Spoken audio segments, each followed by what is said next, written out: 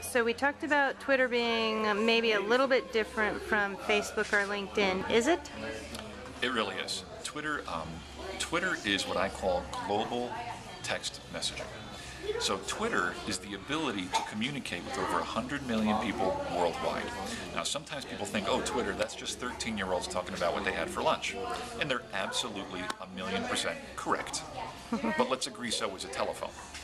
If you were to call up 13-year-olds and ask them what they had for lunch. So I'm suggesting for small business people that are watching this, you're not going to be calling up 13-year-olds and asking them what they had for lunch. Twitter is also a search engine. So if I go onto twitter.com and I type in the name of your business, I can see any and anything that any human being has ever mentioned regarding your business, good, bad, or indifferent. And you might be surprised to see that some people are already talking about your business. Good, bad, or indifferent, wouldn't you at least want to know that, right? So just because you're not on Twitter doesn't mean people aren't talking about you. It's good marketing intelligence. It's free. Monstrous marketing intelligence. So with Twitter, we'll use the coffee shop example again. With Twitter, I could set up a Twitter account, Coffee Exchange at Twitter. And now I can go onto Twitter and I could use other sites and I could actually refine my search to say who within 50 miles of 80906 or 80903 has indicated that they like coffee. And Twitter will actually show me that.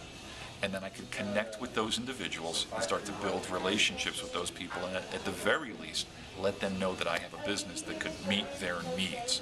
So using Twitter strategically versus just posting what you had for lunch. Big difference. But it's a very normal thing for people that are not really familiar with Twitter to think, oh, you know, it's just about Oprah and Ashton Kutcher. No, as a business generation tool, it is a gold mine. Imagine if you could be an invisible fly on the wall on 100 million conversations and you could slice and dice those conversations any way you want based on keywords. So you don't have to look at all 100 million conversations. No. I can actually very easily set up a folder in Twitter with the name Kevin Knebl. And anytime anybody on planet Earth on Twitter mentions my name, it goes into that folder.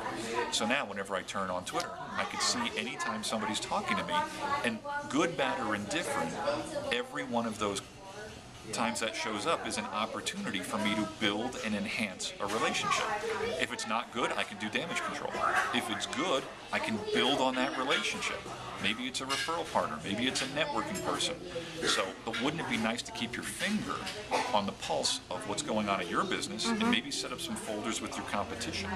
Well, I was talking to a business owner who wanted to know what customers thought of the work that he did, but a lot of times they don't fill out the surveys or don't want to, or maybe aren't totally honest, too kind, or too harsh. So it sounds like Twitter might be a more authentic look into what people are thinking. And that's why I called it global text messaging, because you're literally an invisible fly on the wall, and we're not talking about stalking. We all know that whatever we're posting is there for the public's consumption. So it's not like we're stalking on people to see what they're talking about. They're posting it on Twitter. It's visible. So as far as gauging what people are saying about your business, I think Twitter would probably be the best way to gauge that, because where else could you have access to over 100 million people's thoughts on any given subject up to the second? So that's even if you don't tweet, even if you don't send out information, you can still use it to gather. As long as you took the 15 seconds to set up a Twitter account. Yeah. Now, say I did want to start sending out tweets. They have to be 140 characters? 140 characters or less, which is nice because nobody has time to read War and Peace. So 140 characters or less, short and sweet messages. Okay, and so what kinds of things can you say in that little time that people want to listen to? And if they aren't following you, do they see your tweets? If they're not following you, they're not going to see those 140 character messages, which are called tweets. I know it's a strange word. But through using Twitter effectively, I can identify the people that I know already have a likelihood that they would be interested in my business. Okay? So again, we'll use the coffee shop example. I can go onto Twitter, I can use it as a search engine to identify people in the Colorado Springs area that have used the word coffee in a tweet in the last 2 months. That's probably going to give me an indication of who's talking about coffee. Then I'm going to connect to those people, or on Twitter what we call follow. I'm going to follow those people. Most of those people are probably going to follow me back, and now I have the opportunity to build a relationship with them. Here's an interesting article on blah, blah, blah, blah, or whatever, and post 80% of that, 20%, here's a 10% coupon on your next cup of coffee at the Coffee Exchange. There's all kinds of strategies you could use. And what if I honestly one day can't think of anything to say? Should I talk about the weather just so my name is out there, or should I just pass that day? Great question. I would set up a Google alert with certain keywords related to coffee, and you will never in 10 lifetimes ever run out of things to say, because all you have to do is go into your coffee alert, your Google alert, and pull off an article related to Kenyan coffee, related to drip versus whatever, roast, and just all you're going to tweet out is, here's an interesting article on being a barista or whatever. Put a link to that. You didn't have to come up with it. You didn't have to become Charles Dickens and write all this stuff, because that's really what most people think. If I'm going to do this, I have to come up with all this content. No, you don't. All this content's already being created. Just take it, put it on your site. They're going to see where it came from. It's not like you're stealing it and saying that you wrote it. Here's You're recommending. an interesting article related to blank, blank, blank. And again, you position yourself as a resource, because they're getting the information from you that they wouldn't have gotten otherwise, which creates that know, like, trust relationship. Why wouldn't they like you? You're giving them information that helps them.